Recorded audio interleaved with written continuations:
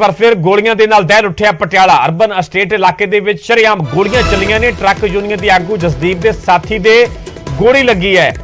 ਜ਼ਖਮੀ ਮਨਦੀਪ ਨੂੰ ਹਸਪਤਾਲ ਦੇ ਵਿੱਚ ਭਰਤੀ ਕਰਵਾਇਆ ਗਿਆ। ਕੁਝ ਦਿਨ ਪਹਿਲਾਂ ਵੀ ਯੂਨੀਵਰਸਿਟੀ ਦੇ ਕੋਲ ਕਬੱਡੀ ਕਲੱਬ ਦੇ ਪ੍ਰਧਾਨ ਤੇ ਵੀ ਗੋਲੀਆਂ ਚੱਲੀਆਂ ਸਨ। ਸੋ ਲਗਾਤਾਰ ਸ਼ਹਿਰ ਪਟਿਆਲਾ ਦੇ ਵਿੱਚ ਅਜਿਹੀਆਂ ਹਿੰਸਕ ਵਾਰਦਾਤਾਂ ਜਿਹੜੀਆਂ ਸਾਹਮਣੇ ਆ ਰਹੀਆਂ ਨੇ। ਪਿਛਲੇ ਦਿਨੀ ਕਤਲ ਦੇ ਮਾਮਲੇ ਸਾਹਮਣੇ, ਇਸ ਤੋਂ ਬਾਅਦ ਚ ਕਈ ਤਰ੍ਹਾਂ ਦੀਆਂ ਗੁੰਡਾਗਰਦੀ ਦੀਆਂ ਬਦਮਾਸ਼ੀ ਦੀਆਂ ਤਸਵੀਰਾਂ ਜਿਹੜੀਆਂ ਕੈਮਰੇ ਦੇ ਵਿੱਚ ਕੈਦ ਹੋ ਚੁੱਕੀਆਂ ਤੇ ਇੱਕ ਵਾਰ ਫਿਰ ਪਟਿਆਲਾ ਗੋਲੀਆਂ ਦੇ ਨਾਲ, ਗੋਲੀਆਂ ਦੀ ਆਵਾਜ਼ ਦੇ ਨਾਲ ਦਹਿਲਿਆ।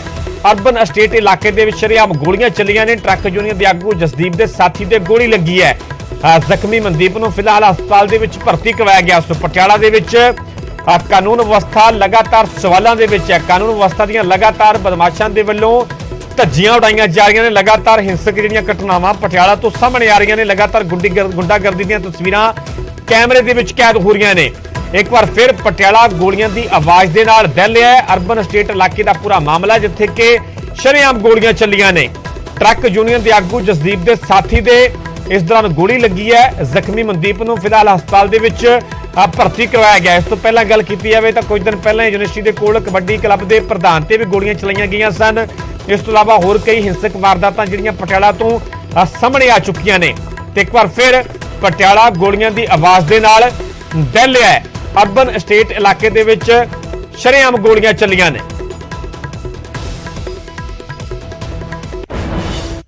ਅੱਗੇ ਵਧਾਂਗੇ ਤਾਂ ਹੁਣ ਗੱਲ ਕਰਾਂਗੇ ਪੰਜਾਬ ਕਾਂਗਰਸ ਦੇ ਸਾਬਕਾ ਪ੍ਰਧਾਨ ਦੀ। ਅਨੁਸ਼ਾਸਨ ਕਮੇਟੀ ਨੇ ਤਾਂ ਜਾਖੜ ਦੇ ਖਿਲਾਫ ਵੱਡੇ ਐਕਸ਼ਨ ਦੀ ਸਿਫਾਰਿਸ਼ ਕਰ ਦਿੱਤੀ, ਪਰ ਜਾਖੜ ਦੇ ਕੱਦ ਦੇ ਅੱਗੇ ਹਾਈਕਮਾਨ ਦਾ ਐਕਸ਼ਨ ਛੋਟਾ ਹੀ ਹੋਇਆ ਹੈ। ਜਾਖੜ ਦੇ ਕੋਲ ਫਿਲਹਾਲ ਅਹੁਦਾ ਹੈ ਕਿਹੜਾ, ਜਦੋਂ ਇਹ ਵੀ ਸੋਚਣਾ ਪਵੇ ਤਾਂ ਹਾਈਕਮਾਨ ਨੇ ਐਕਸ਼ਨ ਲਿਆ ਹੈ ਕਿ ਜਾਖੜ ਨੂੰ ਪਾਰਟੀ ਅਹੁਦਿਆਂ ਤੋਂ ਪਾਸੇ ਕੀਤਾ ਜਾਂਦਾ ਹੈ।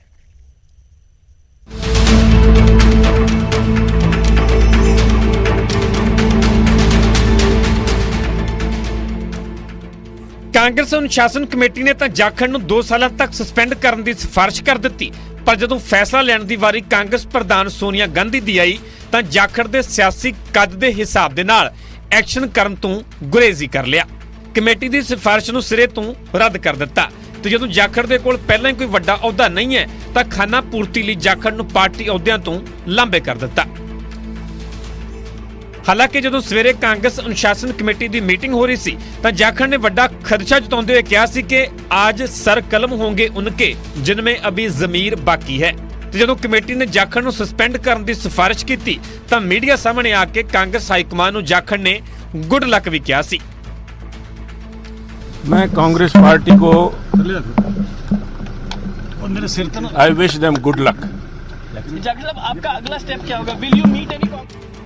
ਤੇ ਜਦੋਂ ਹਾਈਕਮਾਨ ਨੇ ਜਾਖੜ ਨੂੰ ਪਾਰਟੀ ਅਹੁਦਿਆਂ ਤੋਂ ਹਟਾਉਣ ਵਾਲਾ ਫੈਸਲਾ ਲਿਆ ਤਾਂ ਅੱਗੋਂ ਜਾਖੜ ਦੇ ਭਤੀਜੇ ਤੇ ਵਿਧਾਇਕ ਸੰਦੀਪ ਜਾਖੜ ਨੇ ਵੀ ਸਵਾਲ ਕਰ ਦਿੱਤਾ ਕਿ ਇਹ ਤਾਂ ਦੱਸ ਦਿਓ ਕਿ ਸੁਨੀਲ ਜਾਖੜ ਦੇ ਕੋਲ ਅਹੁਦਾ ਹੈ ਕਿਹੜਾ। नहीं की अहुदा है जी जाखड़ साहब? मैं तो वही जानना चाह रहे हैं, लोग जानना चाहते नहीं कि केड़ा अहुदा उन्होंने आ भी एक इन्नी वड्डी हैरानगी दी गल है भी पार्टी नूं पता ही नहीं भी सुनील जाखड़ जी कोले अज अहुदा की है। अज तो महीने पहले जाखड़ साहब ने क्लीयरली गल करती सी भी मैं मतलब एक्टिव पॉलिटिक्स तो मैं रिटायर होंदा, ਉਹਦੇ बावजूद ਜਾਖੜ ਸਾਹਿਬ ਨੂੰ ਨੋਟਿਸ ਭੇਜਿਆ ਜਾਂਦਾ ਹੈ, ਉਹਨਾਂ ਤੋਂ ਸਵਾਲ ਜਵਾਬ ਕੀਤੇ ਜਾਂਦੇ ਹੈ, ਉਹਨਾਂ ਦੇ ਬਿਆਨ ਨੂੰ ਤੋੜ ਮਰੋੜ ਕੇ मतलब किसी जाति नाल जोड़िया जाता है जो सारा पब्लिक डोमेन च है। ਤੇ ਜਦੋਂ ਅਨੁਸ਼ਾਸਨ ਕਮੇਟੀ ਨੇ ਜਾਖੜ ਤੇ ਫੈਸਲਾ ਲਿਆ ਤਾਂ ਇਸ ਦੌਰਾਨ ਕਾਂਗਰਸ ਆਗੂ ਰਾਜਕੁਮਾਰ ਵੇਰਕਾ ਦੇ ਸੁਰ ਵੀ ਬਦਲੇ ਨਜ਼ਰ ਆਏ। ਜਾਖੜ ਦੇ ਖਿਲਾਫ ਆਵਾਜ਼ ਚੁੱਕਣ ਵਾਲੇ ਵੇਰਕਾ ਦਾ ਜਾਖੜ ਦੇ ਪ੍ਰਤੀ प्रेम जाग गया। देखिए, मुझे लगता है कि सुनील जाखड़ अपना मानसिक संतुलन खो बैठे हैं। उनको परेशानी इस बात की है, उनके पेट में इसलिए दर्द हो रही है कि उन्हें मुख्यमंत्री क्यों नहीं बनाया था। भैया, ये गलतियां खाली एक ने सवाल खड़े नहीं किए थे, और भी बहुत से सीनियर लोग थे जिन्होंने सवाल खड़े किए थे। खाली सुनील जाखड़ को बलि का बकरा बनाना ये अच्छी बात नहीं है, ये नोटिस वापस होना चाहिए। ਜ਼ਿਕਰਯੋਗ ਹੈ ਕਿ ਜਾਖੜ ਦੇ ਵੱਖ-ਵੱਖ ਬਿਆਨਾਂ ਨੂੰ ਆਧਾਰ ਬਣਾਉਂਦੇ ਹੋਏ ਜਾਖੜ ਨੂੰ ਨੋਟਿਸ ਜਾਰੀ ਕੀਤਾ ਗਿਆ ਸੀ ਤੇ ਜਵਾਬ ਦੇਣ ਦੇ ਲਈ 1 ਹਫ਼ਤੇ ਦਾ ਸਮਾਂ ਦਿੱਤਾ ਸੀ, ਪਰ ਜਾਖੜ ਨੇ ਕੋਈ ਵੀ ਜਵਾਬ ਨਾ ਦਿੱਤਾ ਤੇ ਫਿਰ ਮੰਗਲਵਾਰ ਨੂੰ ਅਨੁਸ਼ਾਸਨ ਕਮੇਟੀ ਦੀ ਮੁੜ ਮੀਟਿੰਗ ਹੋਈ ਤੇ ਜਾਖੜ ਨੂੰ 2 ਸਾਲਾਂ ਦੇ ਲਈ ਪਾਰਟੀ ਚੋਂ ਸਸਪੈਂਡ ਕਰਨ ਦੀ ਸਿਫਾਰਿਸ਼ ਕਰ ਦਿੱਤੀ। ਪਰ ਜਦੋਂ ਆਖਰੀ ਫੈਸਲਾ ਲੈਣ ਦੀ ਵਾਰੀ ਹਾਈਕਮਾਨ ਦੀ ਆਈ ਤਾਂ ਮਹਿਜ਼ ਪਾਰਟੀ ਅਹੁਦਿਆਂ ਤੋਂ ਪਾਸੇ ਕਰਕੇ ਮਸਲਾ ਹੱਲ ਕਰਨ ਦਾ ਦਮ ਭਰ ਦਿੱਤਾ। ਦਿੱਲੀ ਤੋਂ ਰਵੀ ਸਸੋਦੀਆ, ਨਿਊਜ਼ 18 ਪੰਜਾਬ। ਸੁਨੀਲ ਜਾਖੜ ਤੋਂ ਬਾਅਦ ਹੁਣ ਗੱਲ ਇੱਕ ਤਸਵੀਰ ਦੀ ਜੋ ਸਿੱਧੂ ਦੇ ਵੱਲੋਂ ਟਵੀਟ ਕੀਤੀ ਗਈ ਤੇ ਫਰੇਮ ਦੇ ਵਿੱਚ ਸਿੱਧੂ ਦੇ ਨਾਲ ਨਜ਼ਰ ਆਏ ਚੋਣ ਰਣਨੀਤੀਕਾਰ ਪੀਕੇ।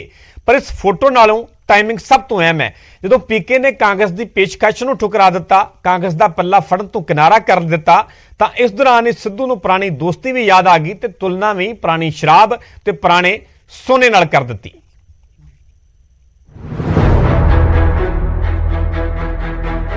ਇਹ ਤਸਵੀਰਾਂ ਸਿਆਸੀ ਲਿਹਾਜ਼ ਦੇ ਨਾਲ ਬਹੁਤ ਕੁਝ ਬਿਆਨ ਕਰ ਰਹੀਆਂ ਨੇ।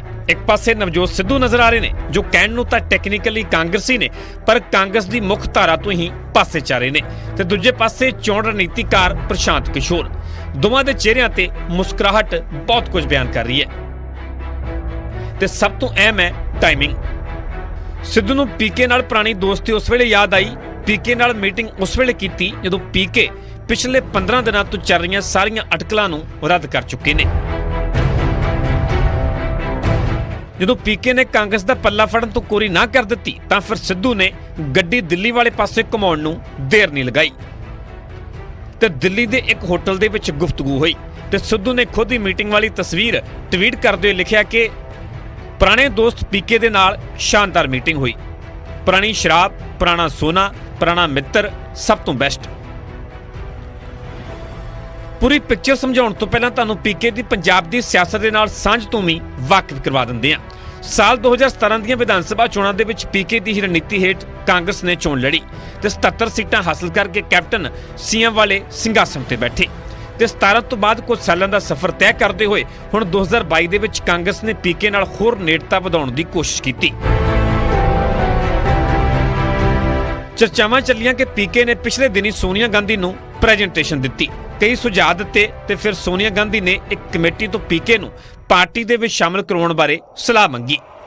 ਪਿਛਲੇ ਕਰੀਬ 15 ਦਿਨਾਂ ਤੋਂ ਪੀਕੇ ਦੇ ਕਾਂਗਰਸ ਦੇ ਵਿੱਚ ਸ਼ਾਮਲ ਹੋਣ ਦੀਆਂ ਅਟਕਲਾਂ ਚੱਲ ਹੀ ਰਹੀਆਂ ਸਨ ਕਿ ਪੀਕੇ ਦੇ ਇੱਕ ਟਵੀਟ ਨੇ ਕਾਂਗਰਸ ਹਾਈਕਮਾਨ ਦੇ ਸੁਪਨਿਆਂ ਨੂੰ ਢੇਰ ਕਰ ਦਿੱਤਾ।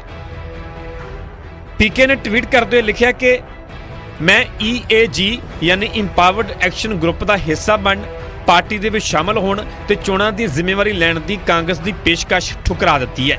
ਮੇਰੀ ਰਾਏ ਦੇ ਵਿੱਚ ਪਾਰਟੀ ਦੀ ਅੰਦਰੂਨੀ ਸਮੱਸਿਆ ਠੀਕ ਕਰਨ ਦੇ ਲਈ ਕਾਂਗਰਸ ਨੂੰ ਮੇਰੇ ਤੋਂ ਜ਼ਿਆਦਾ ਲੀਡਰਸ਼ਿਪ ਤੇ ਹੋਰ ਮਜ਼ਬੂਤ ਇੱਛਾ ਸ਼ਕਤੀ ਦੀ ਜ਼ਰੂਰਤ ਹੈ।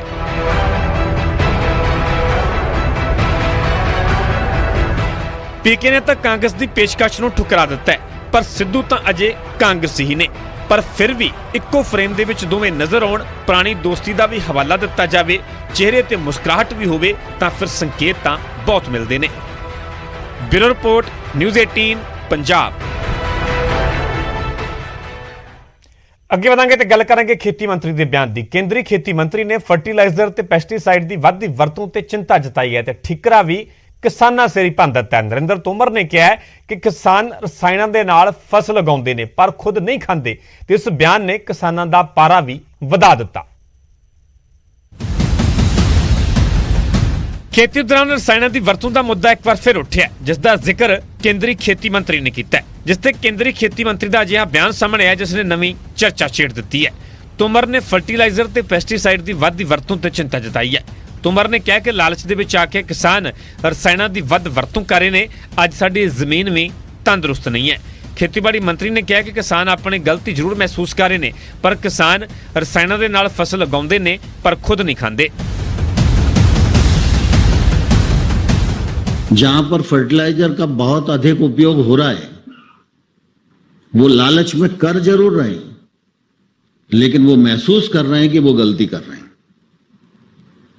मैं पंजाब के मित्रों से कई बार बात करता रहता हूं, कोई भी किसान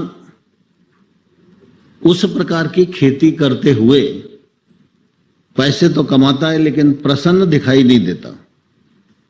पानी की दृष्टि से परेशान है, फर्टिलाइजर दिनों दिन मात्रा बढ़ती जा रही है उससे परेशान है और कई बार तो ऐसी स्थिति है कि मैं उगाता हूं और फर्टिलाइजर भरपूर डालता हूं, पेस्टिसाइड का भरपूर उपयोग करता हूं और जो मैं अपने खेत में उत्पादन करता हूं वो दूसरों को बेचता हूं लेकिन स्वयं उसका उपयोग नहीं करता। यह सच्चाई भी अब सामने आने लगी। उधर किसानों ने खेती मंत्री के बयान से सख्त इतराज जताया ते पंजाब नूं बदनाम करने की कोशिश का इल्जाम लगाया ते याद दिवाया ਕਿ ਇਸੇ ਪੰਜਾਬ ਨੇ ਦੇਸ਼ ਦੀ ਭੁੱਖਮਰੀ ਦੂਰ ਕੀਤੀ ਸੀ। ਨਰਿੰਦਰ ਤੋਮਰ ਦਾ ਬਿਆਨ ਆਉਣਾ ਖੇਤੀਬਾੜੀ ਮੰਤਰੀ ਦਾ ਕਿ ਪੰਜਾਬ ਦੇ ਕਿਸਾਨ ਜਿਹੜੇ ਹੈ ਉਹ ਰਸਾਇਣਕ ਖਾਦਾਂ ਜ਼ਿਆਦਾ ਵਰਤਦੇ ਆ, ਕੈਮੀਕਲ ਜ਼ਿਆਦਾ ਪਾਉਂਦੇ ਆ, ਸਪਰੇਆਂ ਜ਼ਿਆਦਾ ਕਰਦੇ ਆ ਤੇ ਉਹ ਆਪਣੀ ਕਣਕ ਆਪ ਨਹੀਂ ਖਾਂਦੇ।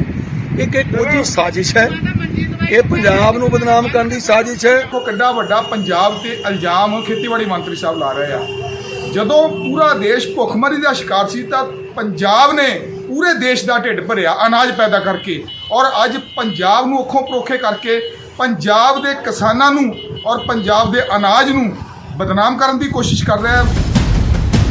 ਹਾਲਾਂਕਿ ਕਈ ਕਿਸਾਨ ਆਰਗੈਨਿਕ ਖੇਤੀ ਦਾ ਵੀ ਰੁਖ ਕਰ ਰਹੇ ਨੇ, ਪਰ ਅਜੇ ਵੀ ਵੱਡੇ ਪੱਧਰ ਤੇ ਖੇਤੀ ਦੇ ਵਿੱਚ ਰਸਾਇਣਾਂ ਦੀ ਵਰਤੋਂ ਹੋ ਰਹੀ ਹੈ। ਪਰ ਰਸਾਇਣਾਂ ਤੋਂ ਗੁਰੇਜ਼ ਕਰਨ ਦੇ ਲਈ ਬਦਲ ਕੀ ਹੋਵੇ, ਇਸ ਵਾਸਤੇ ਕਿਸਾਨਾਂ ਦੇ ਨਾਲ-ਨਾਲ ਸਰਕਾਰਾਂ ਨੂੰ ਵੀ ਗੰਭੀਰਤਾ ਵਿਖਾਉਣ ਦੀ ਜ਼ਰੂਰਤ ਹੈ। Bureau report, news 18 Punjab. ਫਿਲਹਾਲ ਇੱਥੇ ਰੁਕ ਰਹੇ ਹਾਂ ਛੋਟੀ ਜੀ ਬ੍ਰੇਕ ਲਈ, ਜਲਦ ਹਾਜ਼ਰ ਹੁੰਦੇ ਹਾਂ ਬ੍ਰੇਕ ਤੋਂ ਬਾਅਦ।